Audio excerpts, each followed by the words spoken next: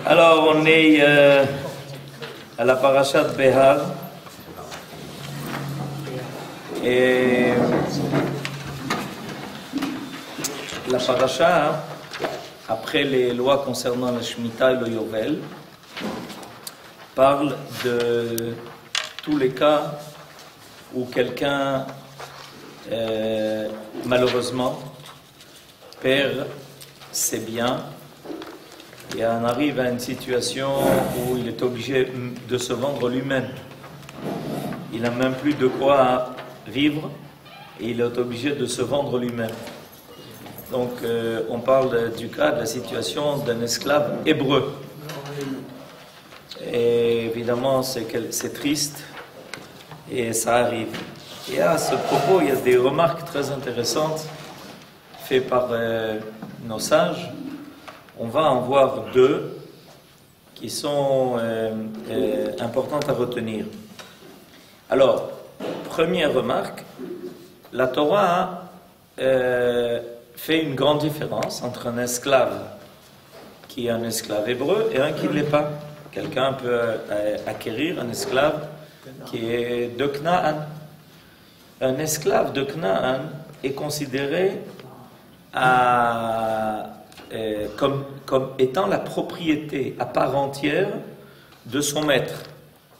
Ça va jusqu'à une possibilité de léguer ses esclaves en héritage. Par contre, si un hébreu devient esclave, quand il a fini son temps qui sert à rembourser ses dettes, et même s'il n'a pas fini, mais que par exemple son maître décède, il ne passe pas en héritage à ses enfants. L'esclavage de cet hébreu se termine avec le départ de son maître. C'est ce que vous avez maintenant dans le verset 46. Vegam ibnei atoshavim agarim imachem me'em tiknu umimishpachtam asher imachem asher olidu be'artzechem vayu lachem le'achuza. Vous pourrez léguer à vos enfants pour qu'ils en prennent possession. D'accord? Et j'en suis au verset 46. Après vous, pour qu'ils en prennent possession après vous, et les traiter perpétuellement en esclaves, mais sur vos frères, les enfants d'Israël, un frère sur un autre, tu n'exerceras point sur eux une domination rigoureuse. C'est-à-dire, c'est le verset suivant en hébreu, je le lis maintenant en hébreu après que je l'ai lu en français. Ve'itnachaltem otam livnechem acharechem la reshet achuza leolam ba'em ta'avodu ube'achechem ben Israël ish be'achiv lo tirdev bo befarer. Alors il y a quelque chose d'intéressant. Dans ce verset-là, il y a quelque chose qui est superflu. Pourquoi? Reprenons le texte. Ube'achechem ben Israël, à la fin du verset. Et en ce qui concerne vos frères, les enfants d'Israël, d'accord? Il est marqué que nous n'avons pas le droit d'exercer un esclavage qui est rigoureux envers eux. Mais le verset a déjà dit Ube'achechem ben Israël. Et il répète Ish be'achiv. Ish be'achiv. C'est superflu. Tu as déjà dit Ube'achechem ben Israël. Alors tu as déjà entendu qu'il s'agit de tes frères, les Béné Israël, envers lesquels tu n'as pas le droit d'exercer un esclavage qui est trop rigoureux. Et puis tu répètes dans le verset Ish be'achiv. Pourquoi Ish be'achiv? Alors le Rav Mouk amène deux commentaires. Un de Rashi et un du Or HaChaim HaKadosh. Rashi explique ce qui inclut le chef de l'État sur son peuple, le roi sur ses serviteurs, lesquels ne doivent pas gouverner avec dureté. C'est-à-dire que ça implique tout le monde. Même ceux qui sont au plus haut niveau ils doivent se comporter avec les gens de leur peuple avec égard. Égard, respect. Le fait qu'ils soient chefs et qu'ils dominent ne leur donne pas le droit de pouvoir exercer sur eux tout pouvoir. Pourquoi? Parce que ce sont quand même ses frères. C'est vrai qu'il a une place où il doit remplir des fonctions, mais la Torah précise que quand le roi s'adresse aux membres de son peuple, il doit les appeler mes frères. Et ce n'est pas par hasard. Le Rav Chaim Ben Attar, lui, pense que ce passage est à interpréter au sens symbolique. Dieu même aurait dit aux démons de Esav, si ton peuple frère, qui est Yaakov, Israël, se vend à toi, ne le traite pas avec dureté. Comporte-toi envers lui durant ces années d'exil comme envers un salarié et un hôte. Car sache qu'il te quittera lors de l'année jubilaire, qui met un terme à toute servitude. Lors de la proclamation de l'année de liberté, il sortira de chez toi, lui et ses enfants, avec lui. Alors il y a ici quelque chose d'extraordinaire. D'après Rabbi Chaim Ben Attar, ce verset, le sens simple, on l'a appris, il est vrai. Mais il y a aussi quelque chose qui se cache derrière. Ce qui se cache derrière, c'est la relation particulière qu'il y a entre Yaakov et Esav. On voit que lors de leur rencontre, Yaakov et Esav ont une équation à résoudre. Parce que Esav n'arrive pas avec de très bonnes intentions. Mais quand Yaakov revient de chez Lavan, mais finalement, il a eu pitié de son frère. Et donc, Esav est appelé le frère de Yaakov. Et ici, d'après Rabbi Chaim Ben Attar, en réalité, ça, c'est Akadosh Baruch Hu qui est en train de parler à Esav en lui disant, tu sais, finalement, un jour les enfants d'Israël vont partir en exil. Et où est-ce qu'ils vont être en exil? Chez toi, Esav, dans la Malchut de Édom, la Malchut Revi'it, qui est la Malchut de Esav. Et ils vont être à ta disposition. Et malheureusement, tu pourras faire d'eux ce que tu veux. Alors je t'avertis, n'oublie pas, malgré tout, que bien qu'il y ait nécessité de cet exil, n'oublie pas que ce sont tes frères. Et n'oublie pas de te comporter envers Israël, Yaakov, qui sera chez toi en exil. C'est-à-dire que dès ce verset, est déjà envisagé l'exil d'Israël chez Esav. Et Akadosh Baruch Hu lui recommande de se conduire envers son frère Israël comme envers un frère. Est-ce que Esav a respecté ce verset de la Torah? Pas tout le temps. Et pas trop. Pas trop et pas tout le temps. L'Égypte, c'était... Je n'ai pas compris. Qui parle de l'Égypte ici. On ne parle pas du tout de l'Égypte. Non, mais vous avez dit que tes frères seront en exil. Nachon, il parle du dernier exil. Parce que malheureusement, l'exil d'Égypte n'a été que la prémisse de tous les exils qui vont arriver par la suite. Okay? Et ces enfants dont il est question ici, les enfants qui sont rappelés dans le verset, les enfants, les béné Israël, sont une allusion aux étincelles de lumière sacrée qui couvrent sous les cendres de l'humanité déchue et qu'Israël aurait la mission de réunir pour en faire le rayonnement divin. Puis il s'en retournera à sa famille et à sa postérité. C'est la suite des versets. Sache une chose, c'est que cet esclave, ton frère, qui est esclave chez toi, finira par se libérer quand viendra le temps et recouvrira le bien de ses pères. C'est-à-dire, Esav ne voit pas seulement les choses à court terme, mais à long terme. Finalement, ton frère Israël, qui est en esclavage chez toi, finira par retrouver sa maison, sa demeure, ses biens, car ils sont mes serviteurs que j'ai fait sortir du pays d'Égypte. Ils ne doivent pas être vendus à la façon des esclaves.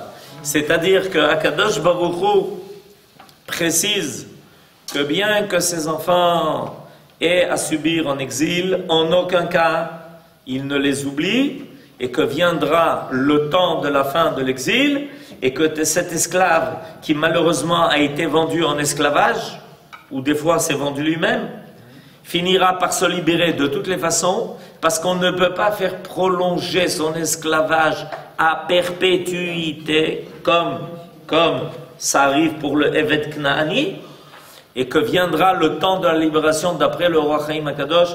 Et je vous signale au passage que Rabbi Chaim Ben Attar, dans cette paracha et dans ce chapitre-là 25 du livre de Vaïkra, voit dans tout ce chapitre-là la description de la Géoula d'Israël, c'est-à-dire la libération de cet esclave qui à un moment donné a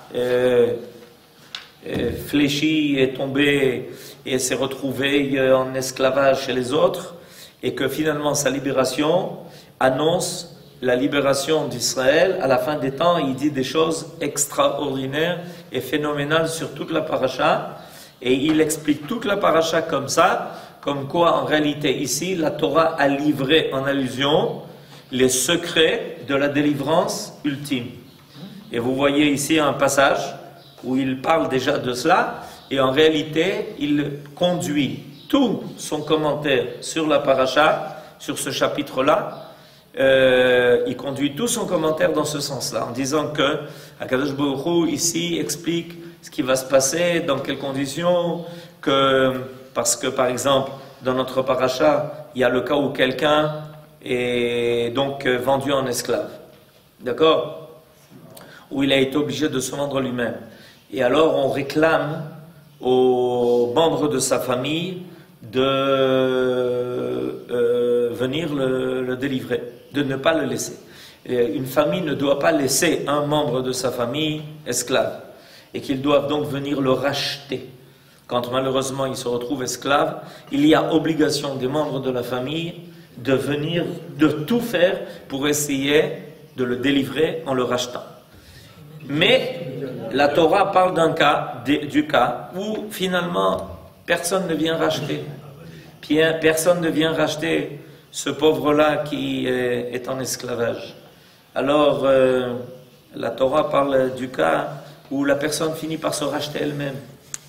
Et tout ça, d'après le Roi Chaim Akadosh, fait allusion à la Géoula d'Israël, où Israël attend de la part des autres une part de miséricorde, qu'on veuille bien le délivrer, qu'on veuille bien l'aider à sortir de son état d'exil, et que finalement personne ne le fait, personne ne vient à son secours, et que c'est Akadosh Baruch Hu lui-même qui viendra délivrer Israël, parce que personne chez les hommes n'est prêt à le faire, etc., etc., et que même les enfants d'Israël n'arrivent pas à accumuler tous les mérites nécessaires à leur propre délivrance. Et donc il y a des choses extraordinaires, d'après le Roi Chaim, qui sont décrites dans notre paracha et qui servent à faire allusion à tout le processus de la Géoula d'Israël à la fin des temps. C'est marrant. Même les gens d'Afrique du Nord, qui normalement n'étaient pas sous domination des Saves, étaient en pays arabe, et Sav est arrivé pour être. C'est-à-dire qu'on s'est même trouvé, d'après le texte, même aussi pareil. Et ça finalement finit par débarquer là-bas. Et ça va finir par débarquer là-bas, et d'ailleurs ça a mis en danger grave. Ça a mis en danger grave. Exactement. Parce que à cause de cela, les Allemands ont pu débarquer en Afrique du Nord, par l'intermédiaire de Vichy.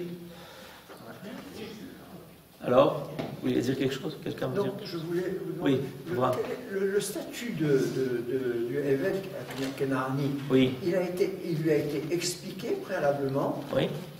On lui a donné toutes les règles de ce statut. Il sait qu'il ne sera pas libéré. Il a été maudit par son, il a été maudit par son grand-père, par Noir. Tout ça vient du fait qu'il a été maudit par Noir. Oui, c'est cette condition-là qui fait. Bien sûr, bien sûr. Et même envers le Eved Knaani, il faut savoir qu'il y a des règles alvaï que certains ouvriers dans certaines sociétés aient les mêmes droits que le Eved Knaani quand il est le Eved de Israël. Maïmonide a un passage extraordinaire qu'une fois j'ai cité d'ailleurs, sur combien un maître doit être miséricordieux envers ses esclaves, et bien que ça soit sa propriété, combien il doit se conduire envers eux avec douceur. Il n'a pas le droit de les frapper, il n'a pas le droit de les maudire. Et alvaï que dans le monde, tous les ouvriers, ça a pris du temps. Ça a pris du temps. Les droits sociaux, ça remonte à combien de temps, messieurs qui ont étudié l'histoire? C'est récent. Alors, qu'est-ce que dit le Ordi? En 36, je crois que ça a commencé. La fin des... Non, ça a commencé à la fin du 19e siècle. Et la plupart des droits sociaux, disons, tels qu'on les connaît aujourd'hui, ça a combien? 50, 60, 80, hein? En 36, voilà. Faites le calcul, 80. 36, 80. 80 ans, imaginez-vous. La Torah, il y a 3300 ans, disait déjà, dictait déjà, quelle conduite on doit avoir, même avec celui qui est ta propriété, pas ton ouvrier. Ça, il s'agit d'ouvrier, pas envers ouvrier. Karl Marx, Kol HaKavod, ça lui a pris du temps à ce monsieur. Parce que la Torah parlait ça depuis des années déjà. Et c'est toujours la même chose. Il y a un idéal qui est déjà dans le monde, et jusqu'à ce qu'il finisse par se réaliser, évidemment, ça prend du temps. Parce que les gens doivent être moraux. Ils finissent, ou on les oblige à avoir une conduite morale. Donc, finalement, notre paracha se termine à propos de tout cela par un verset qui est extraordinaire, qui résume tout. Pourquoi cette conduite envers les enfants d'Israël est-elle réclamée? Kili bnei Israël avadim avadai em, asher hotzeti otam mieretz Mitzrayim ani Adonai Elohechem. Traduction, car c'est à moi que les béné Israël appartiennent comme esclaves. Ce sont mes serviteurs à moi qui les ai tirés du pays d'Égypte, moi l'Éternel votre Dieu. En d'autres termes, ce que ici Akadosh Baruch Hu signale, c'est que toute emprise de l'homme sur son frère n'est que provisoire et limitée. Pourquoi? Parce que le véritable maître de tous les hommes est Dieu. Comme le Yovel. Pardon? Exactement. Ça c'est ça le Yovel, Yosef, vous avez raison. Ça, c'est un des symptômes de ce principe-là. C'est que de toutes les façons, ça sera limité. Pourquoi? Parce que finalement, vous n'êtes que secondaire par rapport à ce que les enfants d'Israël me sont redevables, et toi-même, le maître de ces esclaves-là, tu es mon propre serviteur. C'est-à-dire, tu es un maître qui a un maître. Il ne faut jamais oublier qu'un maître a un maître. C'est important. Malheureusement, il y a des gens qui se prennent pour le maître inconditionnel, alors que tout maître a un maître. Il y en a beaucoup. Ok, alors qu'est-ce que maintenant qu'est-ce que le Rav Koukmoun nous dit à propos de ça? Car c'est à moi que les enfants d'Israël appartiennent comme serviteurs. Rabbi Meir a dit, alors c'est une grande siyata d'Ishmaïa qu'on parle de Rabbi Meir aujourd'hui, parce que Motzei Shabbat, c'est la Iloula de Rabbi Meir. Donc on se prépare. Rabbi Meir a dit que si des contestataires venaient à demander si votre Dieu aime tant les pauvres, pourquoi ne les nourrit-il pas? On n'aurait qu'à répondre, c'est pour nous sauver des affres du Gehinnom, en nous donnant l'occasion de faire du bien. C'est-à-dire, quelle est la réponse de Rabbi Meir? La réponse de Rabbi Meir, elle est extraordinaire. Il dit, mais tu t'imagines qu'Akadosh Baruch Hu, il n'aurait pas pu lui-même les nourrir? Et il a voulu nous associer. dans notre propre bien. Il pourrait le faire lui-même. Seulement, quand il nous a donné l'ordre de faire de la tzedaka, en fait, il nous a remis un supplément dans notre parnassa qui est déjà destiné aux pauvres. Il aurait pu donner ce supplément-là directement aux pauvres. Il le fait par notre intermédiaire pour nous faire mériter. Effectivement, Tournus Rufus, qui était un philosophe grec de l'époque de Rabbi Akiva, posa la question à Rabbi Akiva. Si Dieu aime tant les pauvres, pourquoi ne les nourrit-il pas? Parce que, répondit Rabbi Akiva, Dieu veut nous sauver des affres du Guéhinom, de l'enfer. Alors Tournus Rufus lui répondit, je vais te citer une parabole. Un roi, s'étant irrité contre un de ses serviteurs, l'a fait mettre en prison, en déclarant qu'on ne devait lui donner ni à boire, ni à manger, parce que son serviteur a fauté envers lui. Mais un individu s'est empressé de lui porter à boire et à manger. Et cela n'aurait-il pas soulevé le courroux du roi? Or vous êtes appelés les serviteurs du roi. Comme il est dit, c'est à moi que les enfants d'Israël appartiennent comme serviteurs. Est-ce que vous avez compris l'intention sournoise de ce Tournus Rufus? Vous n'avez pas compris? Si.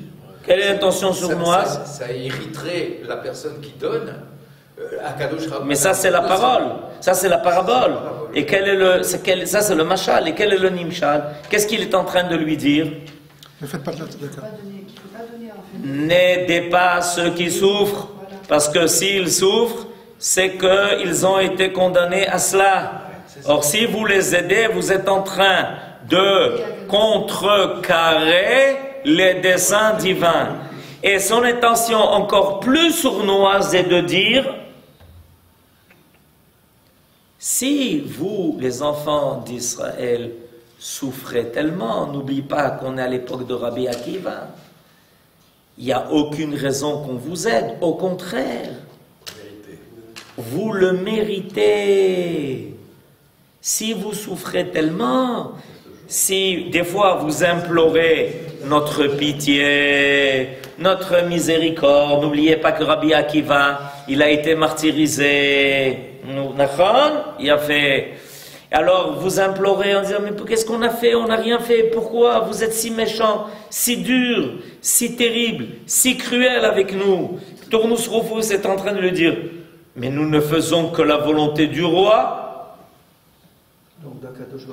Ça fait 2000 ans que ceux qui sont les tortionnaires d'Israël se prennent pour Dieu. C'est ce qu'il est en train de lui dire, c'est son intention sournoise. Ah, vous comprenez d'où vient sortir cette philosophie? Vous savez que cette philosophie, elle est devenue la thèse officielle de l'Église par monsieur. Alors, Augustin. Saint-Augustin. C'est vous qui l'avez dit, moi j'ai dit Augustin. Moi j'ai pas dit le reste. Ok? C'était sa thèse officielle. Pendant les 5 premiers siècles, la chrétienté attendait la disparition d'Israël. Au bout de 5 siècles que ce n'est pas arrivé, alors il y a eu un concile, et ils se sont réunis, alors qu'est-ce qu'on fait? Les Juifs continuent à vivre. C'est un problème, qu'est-ce qui se passe? Alors, il y a là-bas un monsieur qui s'appelle Augustin, et il leur a dit, écoutez, l'équation est très facile à résoudre. Il ne faut pas qu'ils disparaissent. Ah, tu es hérétique? Non, au contraire. Il faut les faire souffrir. Parce qu'ils portent le témoignage de leur malédiction. Et donc à partir de maintenant, il faut qu'ils soient des juifs errants qui subissent tout, mais gardez-les en vie. Comme ça, ils pourront continuer à témoigner de leur hérétisme, de ne pas avoir reconnu le roi Mshella. D'accord? Et c'est cette philosophie, elle est puisée déjà dans ce que Tournus Rufus est en train de dire. Alors, quelle est la réponse? Rabbi Akiva répondit, moi aussi je vais te présenter une parabole. Tu t'es trompé. Dans le machal que tu as donné, tu t'es trompé. Un roi irrité contre son fils l'a mis en prison en interdisant qu'on lui apporte à boire ou à manger. Et un individu s'est néanmoins empressé de lui donner à boire et à manger. Le roi n'en aurait-il pas été heureux de savoir que finalement en cachette quelqu'un s'est occupé de son fils, qu'il aimait tellement, et il était torturé à l'idée que son fils avait été puni, il n'avait pas le choix, mais il était torturé à cette idée que quelqu'un s'occupe de son fils. N'en récompensera-t-il pas l'individu en question? Tu t'es trompé sur le machal. Alors, quel est le problème? Alors, Rabbi Akiva dit, or nous sommes appelés les enfants de Dieu, comme il est écrit, vous êtes les enfants de l'Éternel, votre Dieu. Mais Tournus Rufus, il a appris la philosophie. Alors il répond à Rabbi Akiva, vous êtes appelés tantôt enfants, tantôt serviteurs. Parce qu'il y a un verset, dans notre paracha, on est marqué Avadim. Dans la paracha de la fin de la Torah, il est marqué qu'on est Banim. Banim atem Hashem Elokechem. Alors, toi tu veux choisir la définition de Banim, moi j'ai choisi la définition de Avadim. Chacun à son bord. D'accord? Quand vous accomplissez la volonté de Dieu, voilà, il découvre ses cartes, ce monsieur. Quand vous accomplissez la volonté de Dieu, vous êtes appelés ses enfants. Et lorsque vous ne l'accomplissez pas, ses serviteurs. Or, à l'heure actuelle, nous, les Romains, vous ne l'accomplissez pas. Donc vous êtes des Avadim. Donc c'est ma parabole qui est la bonne. Et pas la tienne, Rabbi Akiva. C'est une discussion serrée, d'accord? Elle est serrée, cette discussion. Et est-ce que les Juifs savent répondre? C'est ça le problème. Est-ce qu'on sait répondre? Parce que c'est une discussion serrée, vous comprenez l'histoire? Il a raison, finalement. Ah, voilà, il fallait s'y attendre. Il a raison. Qui a raison? Au chat, au niveau Qui a raison? Au niveau chat, si on accomplit la volonté, c'est ce qu'on dit, on lit dans... Au niveau du pshat, a priori, il a raison, c'est ça qui est problématique. Alors, est-ce qu'on a, nous, une réponse à apporter à qui? À nous-mêmes. Parce que tout ça, c'est pas enseigné seulement pour qu'on ait quelque chose à dire aux autres, mais d'abord qu'on ait une réponse à soi-même. Alors, vous voulez la réponse? Et Rabbi Akiva de répliquer par une série de versets tels que, vous avez toutes les citations, prenez votre Bible et allez les vérifier, d'accord? C'est le moment. Vous avez ici toutes les justifications amenées par Rabbi Akiva, qui démontrèrent que, bien au contraire, les Juifs restent les enfants de Dieu, même s'ils n'exécutent pas toutes les lois du Seigneur. Et ça a donné lieu à une discussion talmudique très serrée entre Rabbi Meir et Rabbi Yehuda à propos de Rabbi Meir. Donc c'est la Iloula dimanche. Où Rabbi Meir amène des versets pour prouver précisément que quoi qu'il arrive, les Béné Israël restent les Banim. C'est-à-dire que qu'est-ce que Tournus Rufus a voulu laisser entendre? Qu'on avait perdu notre titre de Banim.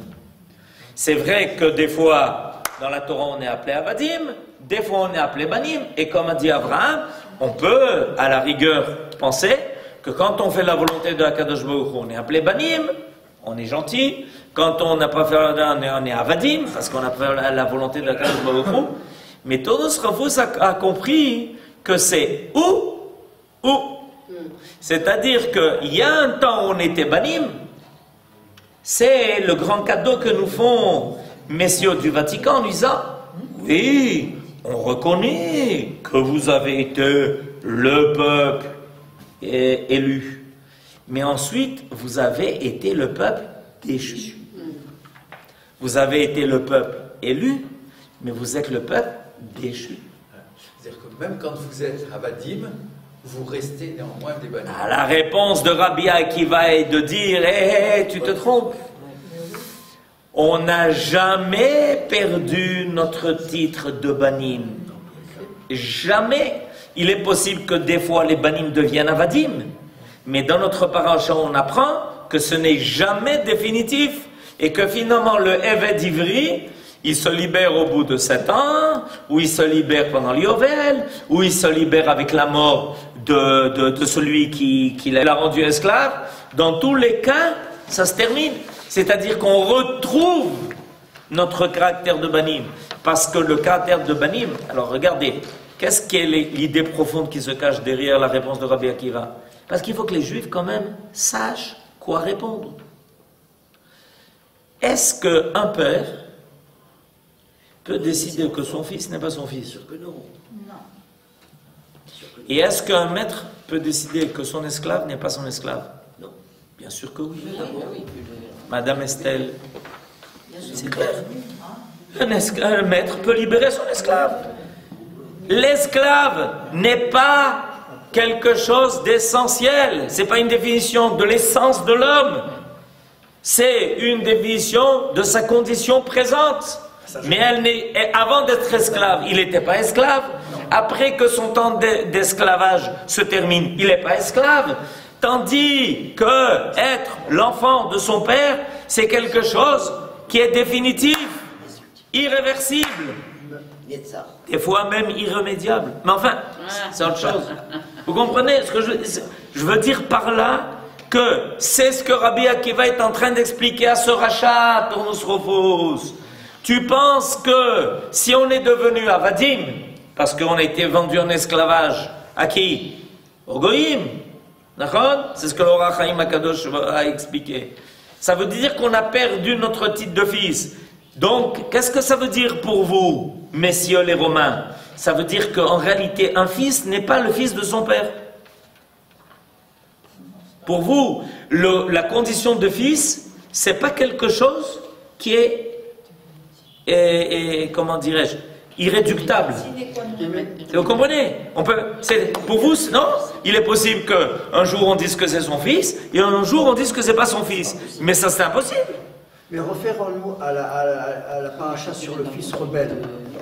Lorsque le fils était rebelle, les parents n'ont pas hésité à le présenter au Bédine pour le déchoir de toute... Abraham, vous avez une très belle remarque. Écoutez bien ce que je vais vous dire. Ce fils rebelle, Ben Sorer ou Moré, ok? Si quelqu'un l'attrape en train de voler, pas son père et pas sa mère, quelqu'un l'attrape en train de voler, quel est son din? Prison. Quoi? Non, ça n'existe pas la prison. Il a pidé. Quoi? Il n'y a pas de carrette. Pas du tout. Le Bédine, non? Pas du tout. Il doit rembourser ce qu'il a volé. Ah oui. C'est tout. C'est tout. C'est tout.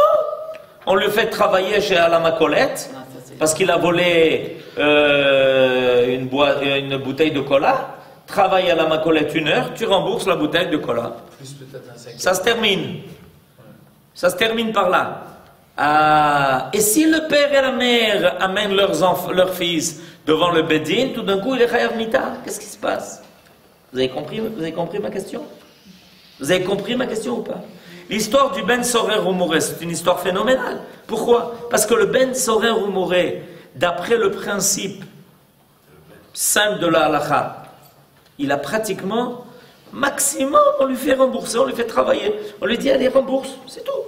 Si son père et sa mère l'amènent devant, en disant, voilà, il ne nous écoute pas, il vole, avec ce qu'il vole, il achète de la viande, du vin, il s'enivre, et truc, tout.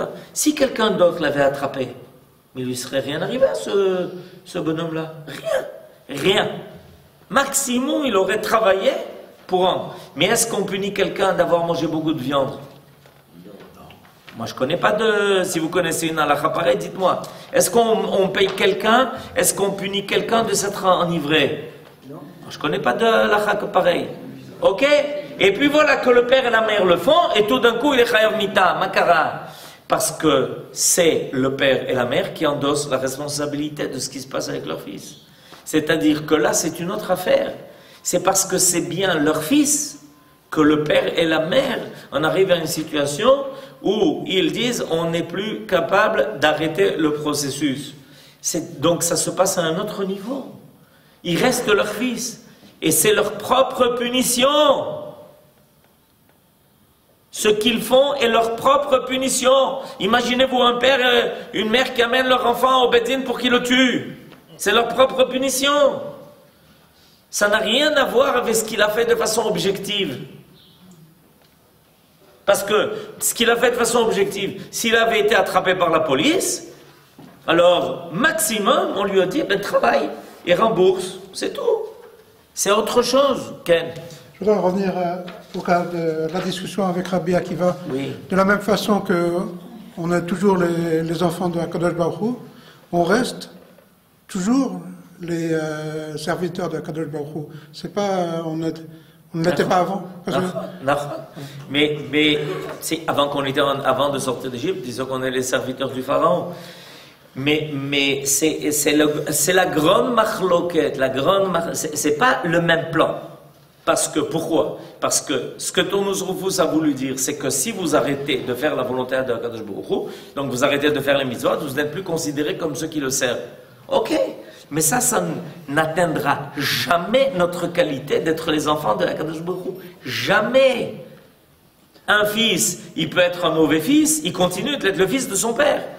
Si le bon fils, c'est le fils de son père, s'il a un mauvais fils, c'est le fils de son père. Quoi qu'il arrive, il est toujours le fils.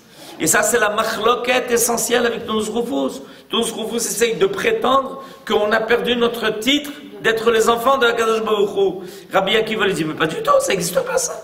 Depuis quand un fils arrête d'être le fils de son père? C'est faux.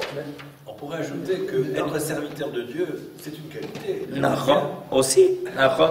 Mais alors comment expliquez-vous la paracha où si vous accomplissez la volonté de Dieu, vous aurez les bénédictions, sinon vous avez des malédictions? Pas de problème. Des fois, un père corrige son fils. Abraham, ça n'a rien à voir. Des fois, un père corrige son fils, mais il le corrige parce que c'est son fils. Si c'était le voisin qui avait fait ça, il n'aurait rien fait. C'est ce que Akadosh Baruch Hu est en train de nous dire, au contraire. Il dit, pourquoi vos actes sont si importants à mes yeux? Pourquoi je fais attention à chaque détail de votre vie? Parce que vous êtes mes enfants, vous me représentez, vous êtes tenus du Kiddush Hashem, ou sinon, vous ne m'intéressez pas, faites ce que vous voulez, allez au bout de la terre. C'est au contraire la preuve que Akadosh Baruch Hu nous reconnaît comme étant ses enfants. C'est exactement le contraire. C'est parce qu'on est ses enfants que quand on ne fait pas sa volonté, on est puni. C'est exactement comme le père qui punit son fils lui dit, mais tu n'as rien fait au fils du voisin. On a fait les mêmes bêtises, on a cassé tous les carreaux des gens. Et pourquoi tu lui fais rien? Il dit, parce que c'est pas mon fils.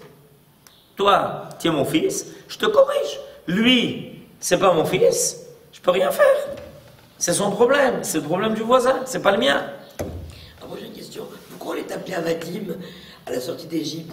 Le terme Avadim, oui. Quand il s'approprie au peuple d'Israël, c'est pas le même que les Avadim en général, non? Il y a quelque chose dans ce avod là, cet avoda là. Vous parlez de pourquoi est-ce qu'on a quand aussi le titre de Avadim? Parce que le Rav Kook explique. Le Rav Kook explique que toujours dans notre conscience, on doit avoir présent l'idée que même si on ne comprend pas ou si ça ne nous est pas facile, on est tenu de servir à Kadosh Baruch Hu. Il y a des gens qui pensent que servir à Kadosh Baruch Hu, ça se passe quand ça te plaît, quand ça te convient, quand c'est gentil, quand ça ne me demande pas trop d'efforts, ni de me lever le matin, ni de manger cachère, ni de dire la vérité. Alors, je suis prêt à faire les mitzvot, et pourquoi pas, quand j'ai le temps, ou quand ça me convient. Alors dit le Rav Kook qu'il faut savoir une chose. N'oublions jamais qu'on a aussi cette condition où nous sommes tenus de respecter la volonté de Akadosh Baruch Hu de façon absolue. Comme un évêque qui est tenu de faire la volonté de son maître. De temps en temps, on a besoin de ce filet de rattrapage. Parce qu'il y a des gens qui disent « Oui, tu sais, j'aurais bien voulu, mais c'est trop difficile. » C'est difficile ou pas difficile? Sache une chose, c'est qu'envers Akadosh Baruch Hu, tu lui dois ta vie, tu lui dois donc obligatoirement de le servir. Que ça te convienne, ça ne te convienne pas, des fois c'est plus facile, ça c'est plus difficile. Tout ça c'est vrai, tout ça c'est pas évident, tout ça des fois ça demande des efforts, et des fois même, on paye un prix lourd pour ça. Peu importe, tu es évêque. Il faut toujours se rappeler ça. Mais fondamentalement, on ne perd jamais notre définition et notre condition de banim. Parce que ça, c'est irréductible. Et ça, c'est la machloquette avec ton srofus. C'est la machloquette avec les goyim qui nous ont dit qu'il y a 2000 ans, on a perdu notre définition d'être Béné Israël. Qu'on n'est plus les enfants de Akadosh Baruch Hu. On l'a perdu, ce titre. Un titre d'être les enfants d'eux ne se perd jamais. On n'est pas on n'a pas ou l'un ou l'autre. C'est ce que Rabbi Akiva a répondu. Shabbat Shalom.